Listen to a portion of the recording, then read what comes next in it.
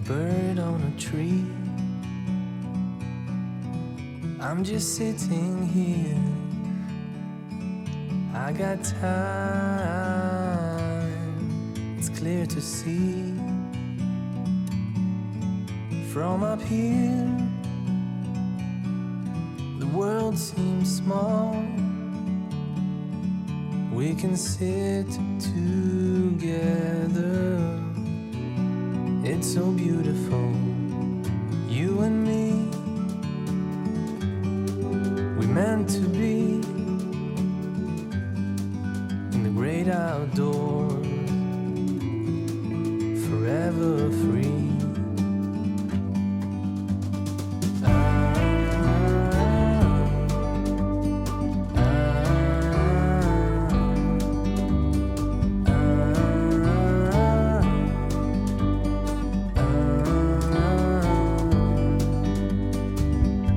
Sometimes you need to go and take a step back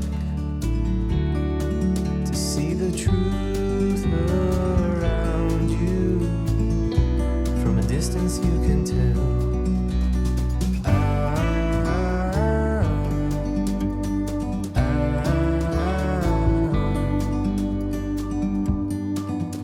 You and me were meant to be in the great outdoors, forever free. You and me meant to be in the great outdoors, forever free.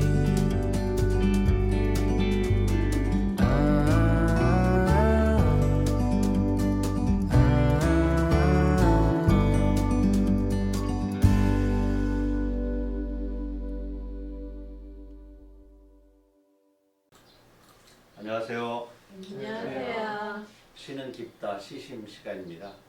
본래 시심을 가지고 있다 그러면 여러 가지 뜻을 우리 이제 국어 시간에 또는 시창작 시간에 가지고 있는 그 마음심자의 시심인데, 시인의 마음속 깊이, 또 시를 쓰는 사람의 깊이, 또 시인의 산문을 통해 가지고 그 시인이 쓰는 시 세계를 조금 더 깊이 있게 닿아보면 어떨까, 뭐 그런 취지로 프로그램 이름이 정해진 것으로 알고 있습니다.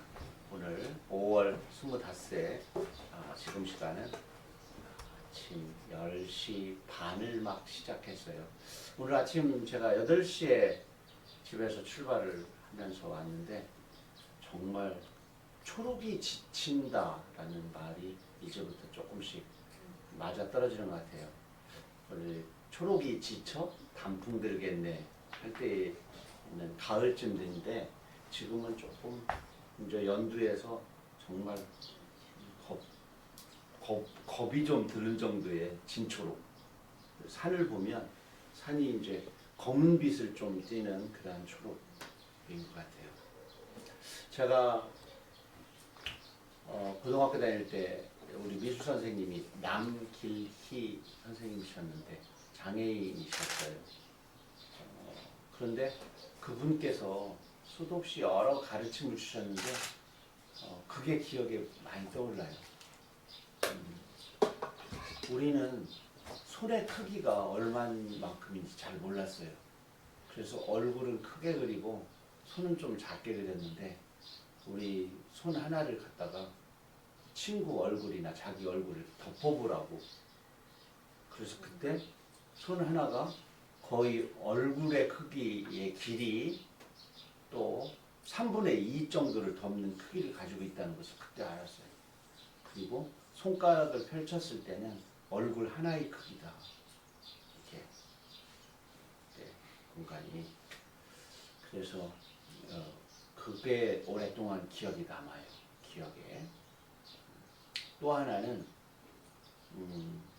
우리가 크레용에 있는 나무색, 밤색, 이거는 실제로 나무색이 아니다. 나무색은 하얀 껍질을 가지고 있는 너희들 등교할 때 프라타너스 나무 그런 껍질도 있고 더 하얀 나무도 있고 그리고 완전 검정색에 가까운 나무도 있고 비 올 때 다르고 또 봄철 다르고 겨울나무 다르고 나무의 품종에 따라서 거의 흰색부터 검정색까지 그 나무의 색이 다양하다. 그것은 흙의 색이 다양한 것 같고 하늘의 색이 다양한 것 같다.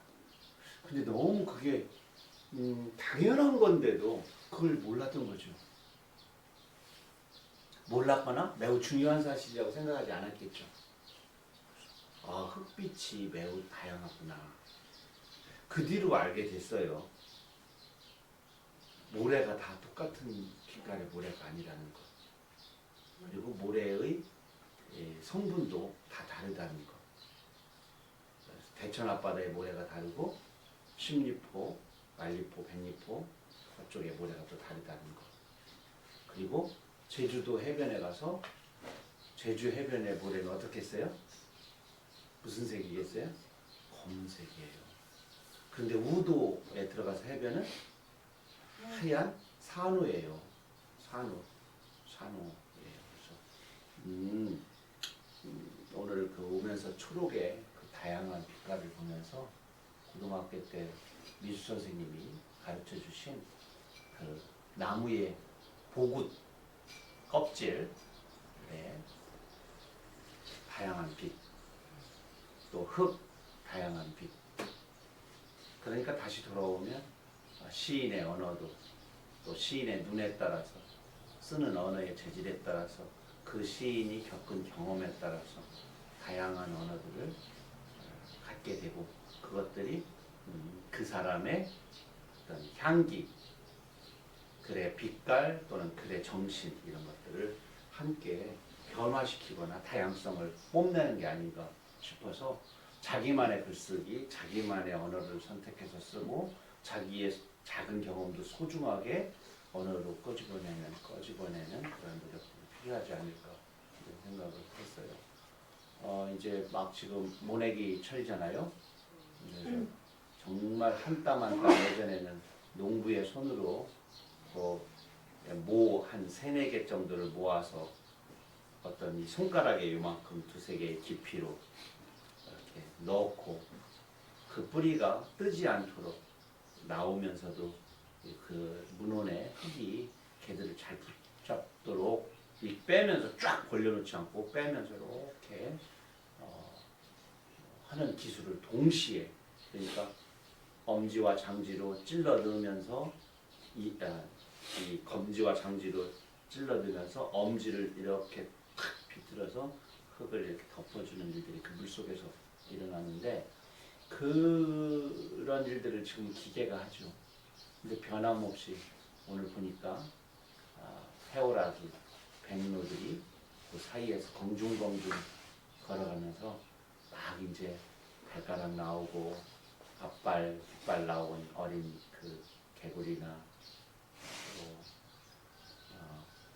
미꾸라지 이런 것들을 또 먹어야 여름철 새들, 여름 새들은 또 그때 뒤늦게 알을 또 낳잖아요. 몸이 좋아져요. 그런 여러 가지 광경들을 보면서 내려왔습니다. 오늘 첫 번째 산문은 시인보다 아름다운 경찰입니다. 젊었을 때 저 개인적으로 좀 부끄러운 어떤 한 장면을 제가 고백했어요. 이 수필은 한 작가의 고백의 장르 쪽이 많아요. 마음의 고백이기도 하고 가치의 고백. 나는 세상을 이런 가치로 세상을 내다본다라고 하는 자기의 작은 철학도 담겨져 있고 또 대상에 대한 사유의 깊이도 드러나게 되고 그래서 알몸을 다 보여주고 알정신을 다 보여주는 게 이 수필의 매력이기도 하고 어려움이기도 하고 그런 것 같아요. 열심히 일한 당신 떠나라. 참 좋은 문구다. 스스로 빈둥빈둥 놀고 있다고 생각하는 사람은 드물다. 하지만 한마디 더 덧붙이자. 열심히 일한 당신 떠나라. 그러나 교통범칙금은 달고 오지는 마라. 장래 희망이 경찰이었던 사람도 어른이 되면 경찰을 싫어하게 된다. 경찰이 내 삶의 길손이란 생각보다는 자유롭고 정의로운 인생길에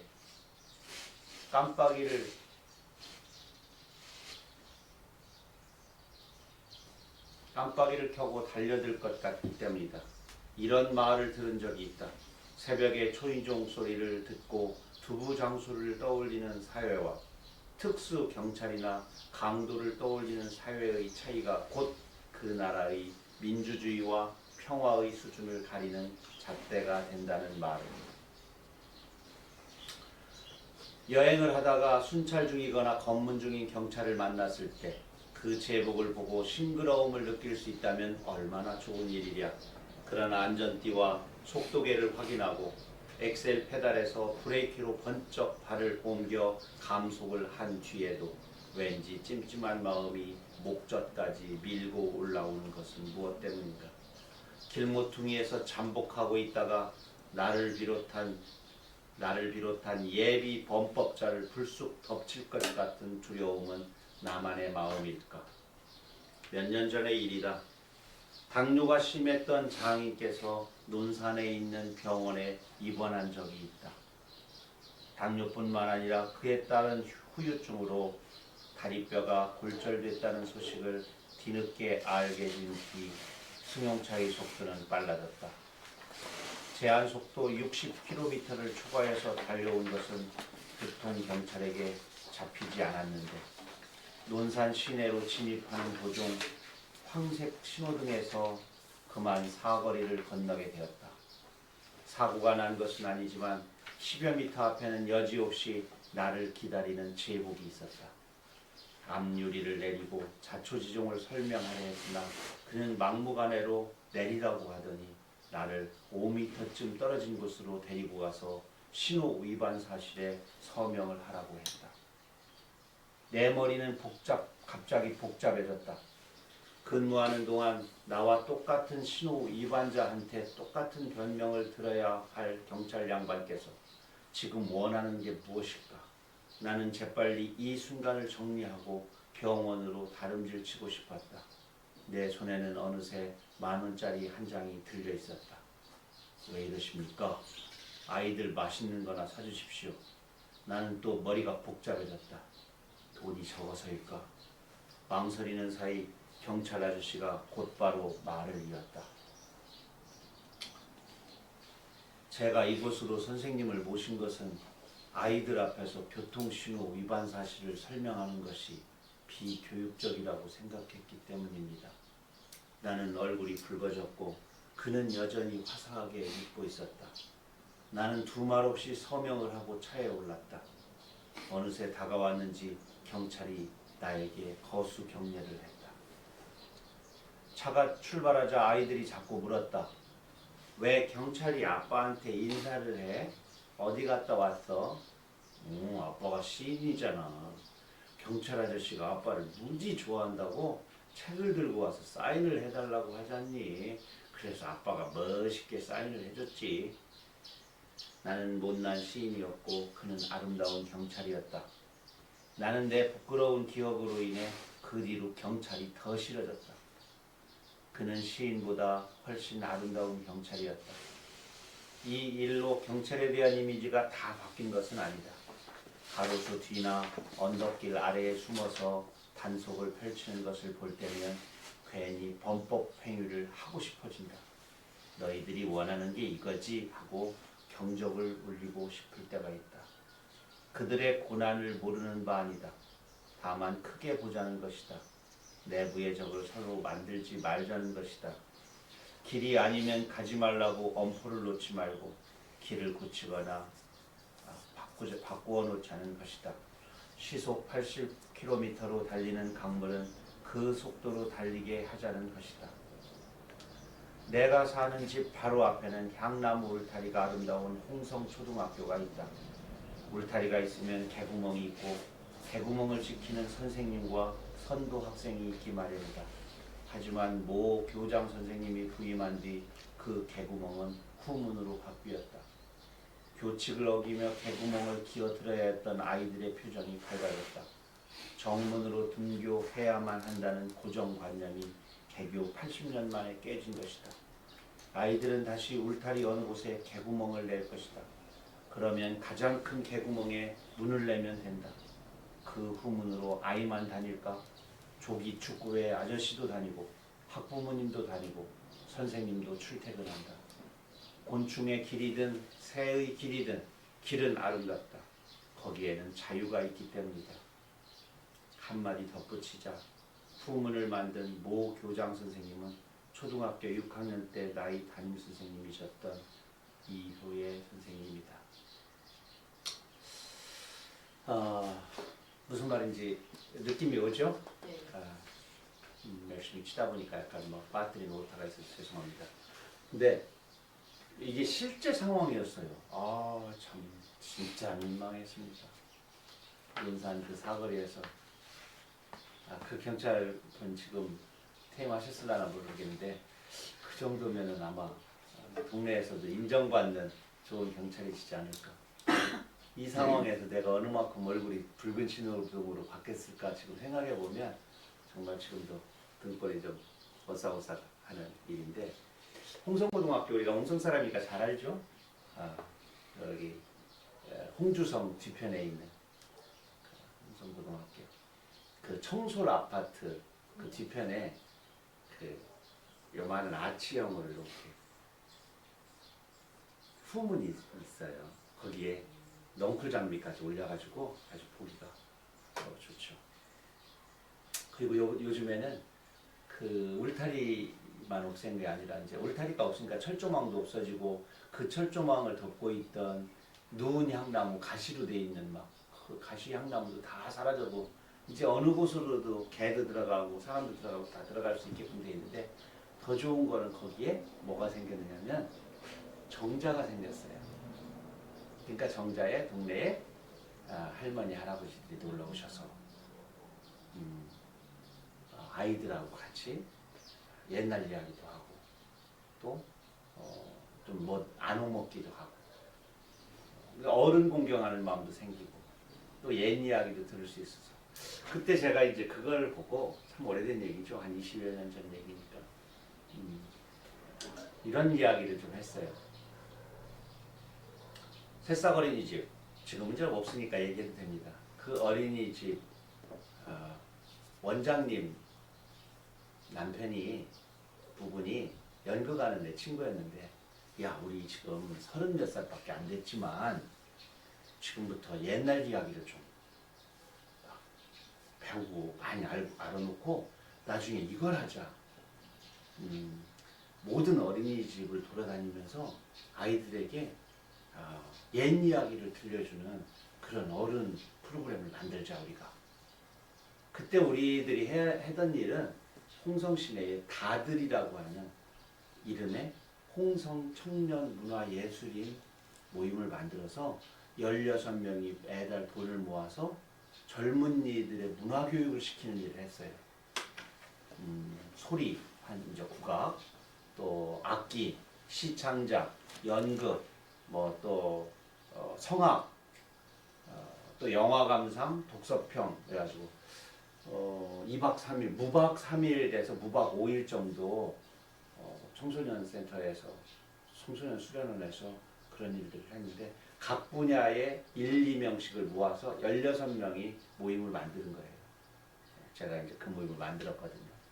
그래가지고 그 모임을 만들어서 우리가 문화를 생산하고 이런 것도 중요하지만 자라나는 세대한테 문화교육을 안 시키게 되면 이곳은 나중에 황무지가 된다. 30대, 40대들의 문화인들이 다 이제 대학을 떠나고 다른 데로 갔을 때 이곳은 정말 홍성은 이제 홍주성만 남게 되고 홍주 아문만 남게 되는 문화재만 남고 문화인이 사라지는 옛 문화만 남고 문화가 생산되지 않는 이런 현상이 생기게 되는데, 우리가 좀 그거를 했으면 좋겠다 하면서 또 한편으로 이런 생각을 했어요. 우리가 50이나 60이나 70이 되었을 때 할아버지 할머니 분장을 하지 않아도 될 때 그냥 자체로 우리가 봉사하고 싶은데 그 봉사를 깃발을 들고 건널목을 또는 집게를 들고 휴지나 담배꽁초를 이거는 다른 분들이 해도 되니까 우리만 할 수 있는 게 뭘까 생각 중에 그 연극을 하는 친구한테 너 연극을 하니 옛 이야기를 들려주는 그런 일들을 좀 하자 그런 생각을 했어요. 그런데 어느 날 보니까 그런 이제 프로그램이 생겨나고 그렇게 해서 그 옛 이야기를 전달하는 자격증 같은 거 이런 것도 하고 그런 봉사활동도 열심히 하는 일들이 된 것 같아요. 그때만 해도 그런 생각이 나름 참신한 생각이라고 생각했는데 어느새 이제 하나의 문화 프로그램이 되었습니다. 좋은 일이죠. 슬픈 시 하나를 잇대어서 낭송을 해야 됩니다.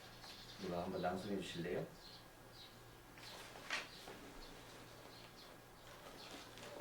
집으로 왔다. 이정록. 영수는 걸어서 학교에 왔다. 영수는 걸어서 집으로 갔다. 경민이는 버스 타고 학교에 왔다. 경민이는 버스 타고 집으로 갔다. 예솔이는 시민차 타고 학교에 왔다. 예솔이는 시민차 타고 집으로 갔다. 아침에 왔던 대로, 아침에 왔던 대로. 민철이는 훔친 오토바이를 타고 등교를 했다.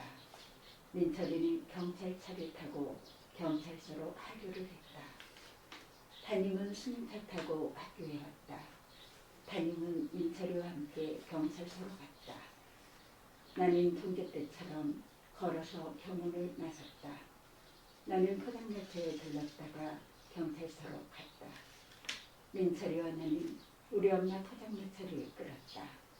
손녀 팔로 오토바이 소리 흉내를 내면서 까짓거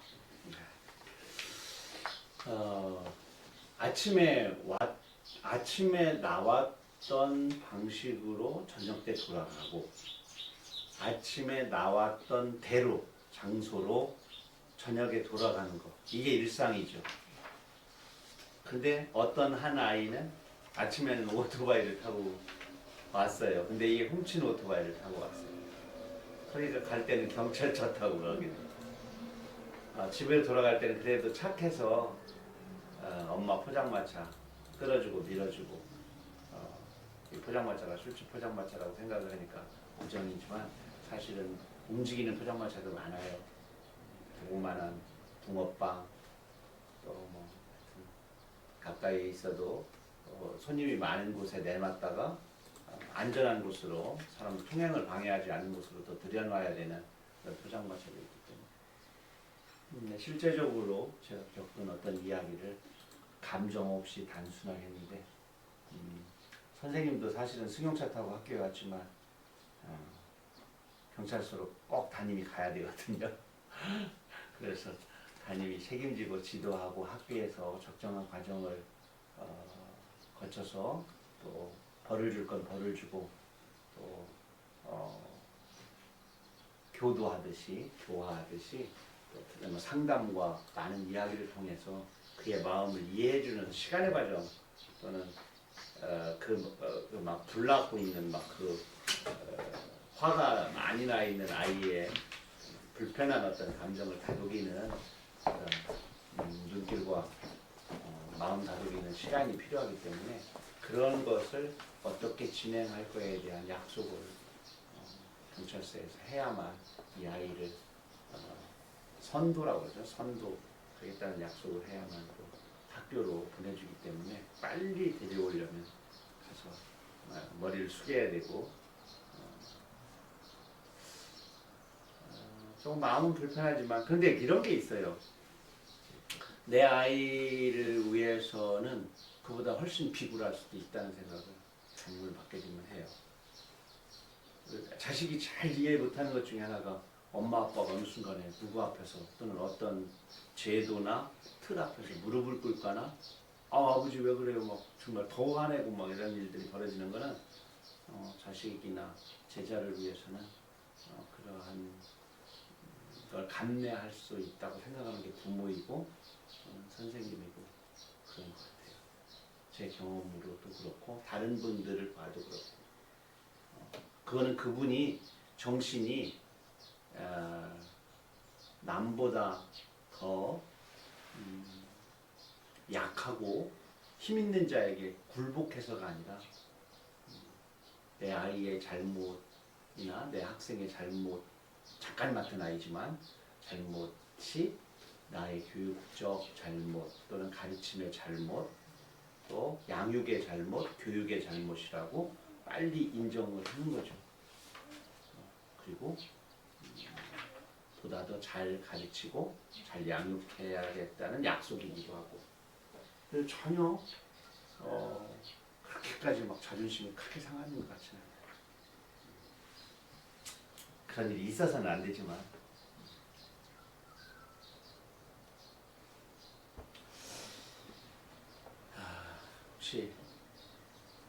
혹시 자녀 문제 때문에 경찰서 가본 적 있으십니까? 다행히 없어요. 없어요? 네. 또는 뭐 이렇게 다른 사람하고 언쟁이 있어서 다른 사람한테 사과 대신 자식을 대신해 사과하고 이런 적 있었어요? 없었어요. 효자들 막 키웠구나. 그런 거는 한 번도 없었던 것 같아요. 좀 무난하게 그렇게 했던 것 같아요. 저는 이런 적이 있었어요. 수학여행을 갔는데 우리 애만 너무 빨리 왔어.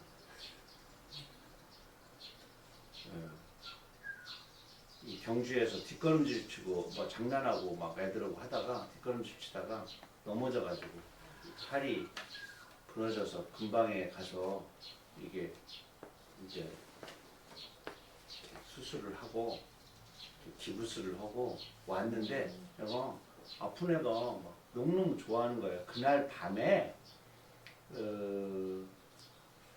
오락을 해서 1등을 하는 아이에게 주는 상품을 먼저 가니까 이제 일부러 누구랑 싸워서 다친 건 아니고 실수로 다쳤지만 그 상품을 자기가 받은 거야. 그거 받아서 좋아한 거야. 근데 이제 왔으니까 이제 다시 이쪽에 병원을 갔는데 잘못 맞춘 거야, 뼈를.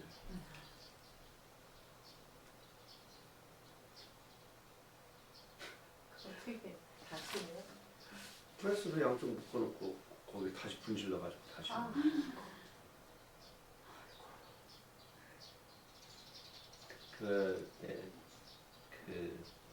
그 접수하고 그 수술하고 또 그 오랫동안 이렇게 한 달 넘게 막 이렇게 쌓이는 이걸 뭐 들고 다녀야 되잖아. 그게 좀 많이 그러고 저 유난히 장난기가 좀 많아서 그런가? 방탄유리도 한번 머리로 다 깨쳐가지고 장난하다가 그런 적 있고 반 아이 여학생하고 남학생인데 칼싸움 하다가 끝 그랬는데 더 공격을 했겠죠. 지금도 눈썹이 이만큼 그렇게 해서 그렇게 장난친 아이 집에 이렇게 그 병원비 막 이런 것도 얘기 내가 그걸 받아낼 수는 없잖아요. 장난 그걸 돌려주는 과정에서 부모하고 만나서 웃은 적이 있습니다. 근데 뭐 지난 얘기지만 속상하지요. 속상한데 한편으로 또 웃기기도 하고 나 어렸을 때 어땠나 우리 누나가 감나무에서 떨어질 때 우리 어머니는 마음이 어땠을까 그런 생각도 들고 또 근데 우리 아버지 참 제가 뭐 만들기를 좋아해서 이렇게 해서 여기 상처 하나 가지고 살점이 이렇게 그러는데 그럼 꿰매러 가요. 아버지 이거 어떻게 해요? 그러는데 그럼 이렇게 살을 이렇게 덮더니 묵 찢어가지고 메리아스를 이렇게 묶고 꼭 묶고 그냥 이러시더라고요.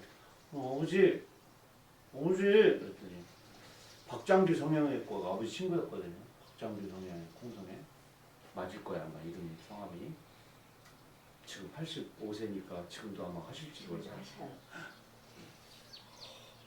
거기를 가서 꿰매야 될 텐데 아버지가 그러시대요. 먼 산 초롱산 쳐다보면서 손가락이 왜 10개겠어? 그대로 손가락 하나 정도는 없어도 되는구나. 잠깐 한 적이 있습니다만. 어떤 말씀은 안 잊혀져.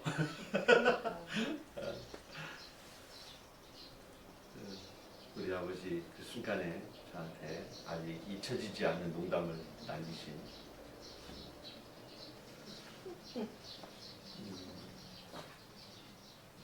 자식이 씨는 희망이 쌍눈. 요거는 이제 읽을 때 저처럼 다 읽지 말고 돌려가면서 조금씩 여기쯤까지만 읽을 거야. 그러면은 다음 번이 가셔서 읽어주세요. 집어넣을까요? 네, 네. 자식이 씨는 희망이 쌍눈. 좀 상했어도 씨눈만 다치지 않았다면 괜찮아. 제 몸이 부실하면 새끼라도 성하게 키우려고 외려 싹이 더 잘 터. 콩만 그러겠어? 사람도 다 똑같은 거야. 사람한테 씨눈이 먹었어. 나 같은 늙은이한테는 자식이 씨눈이고 자네 같은 젊은 사람한테는 희망이 쌍눈이지. 본 말이야.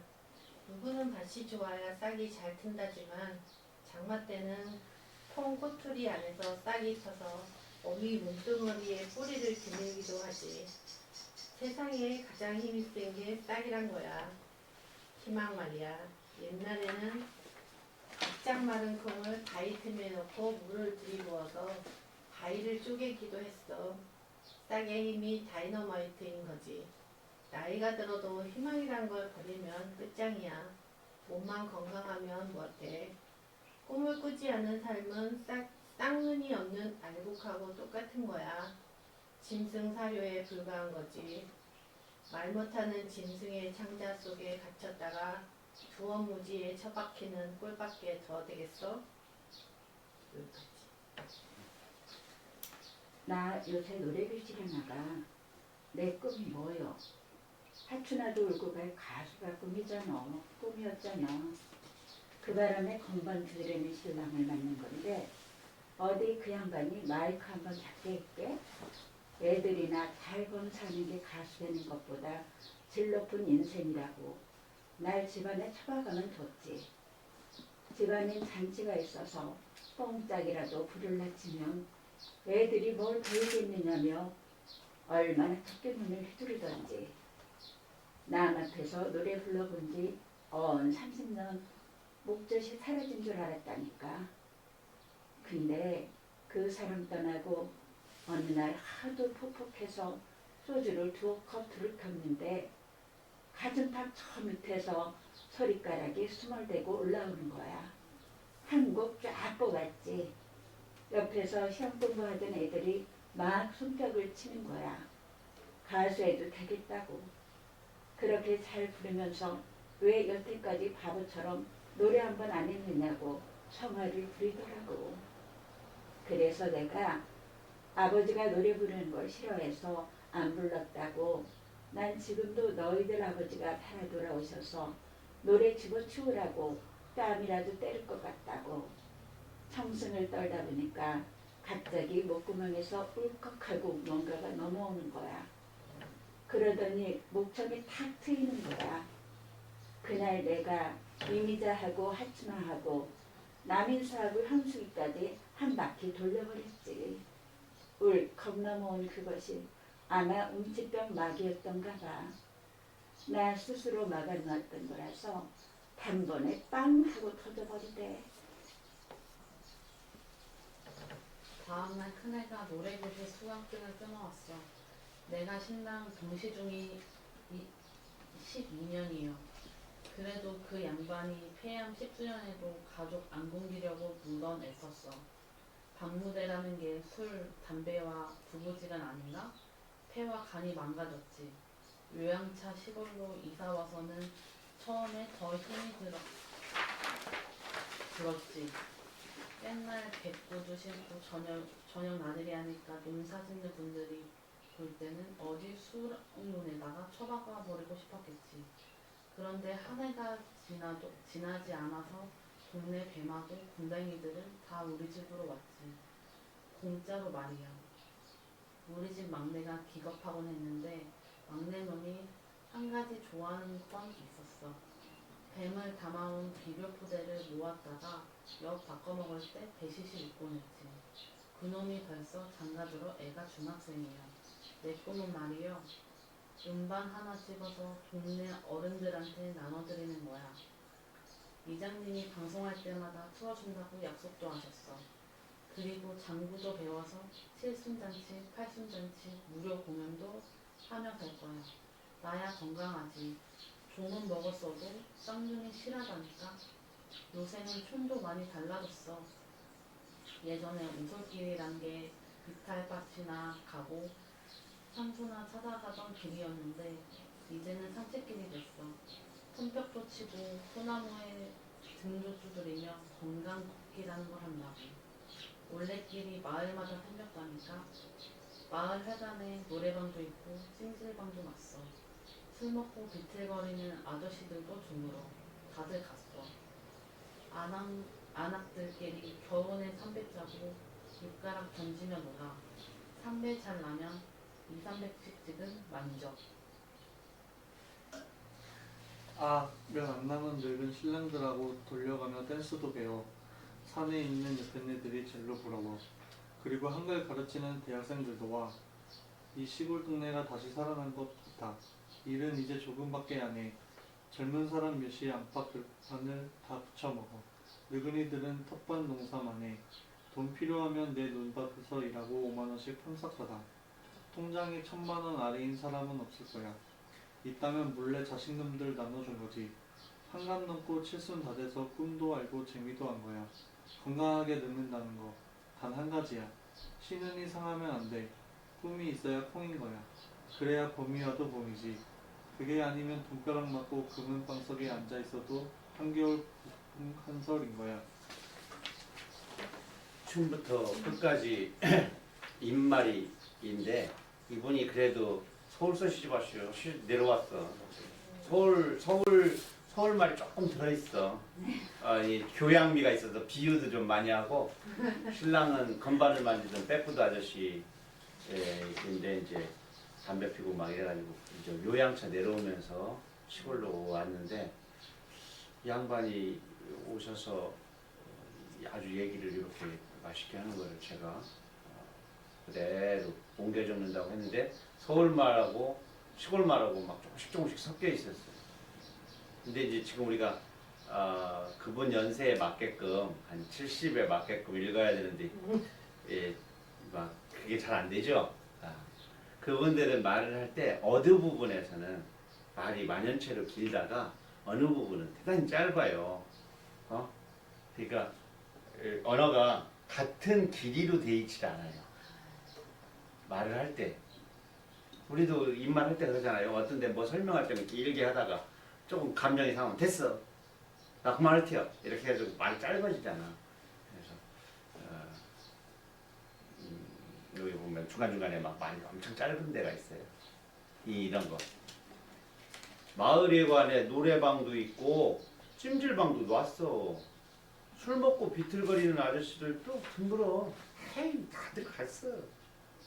안악들끼리 겨우내 삼배 짜고 육가락 던지면서 놀아.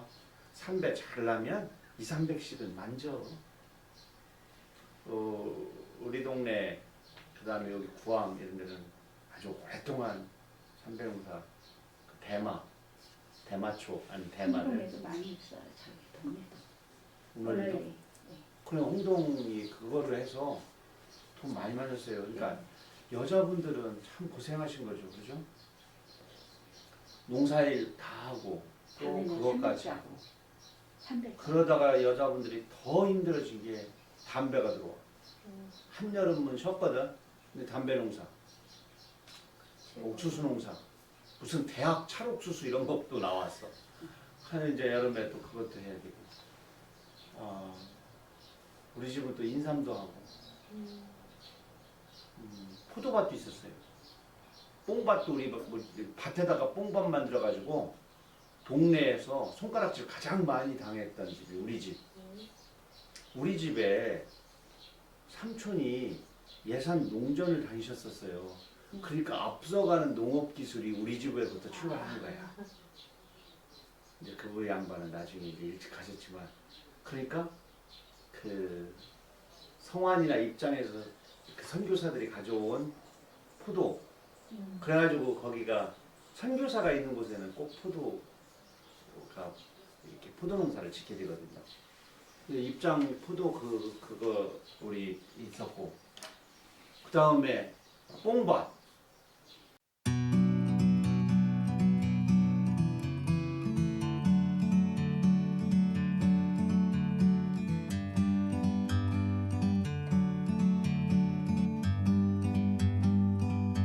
Like a bird on a tree, I'm just sitting here. I got time, it's clear to see. From up here, the world seems small. We can sit together. It's so beautiful, you and me. We meant to be in the great outdoors, forever free.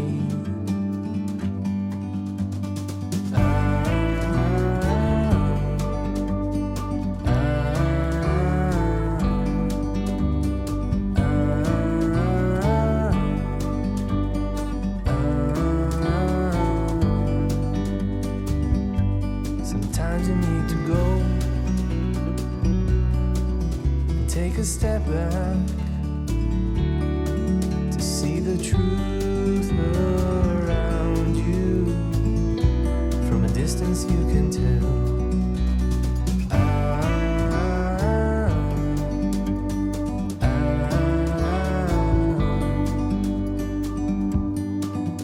You and me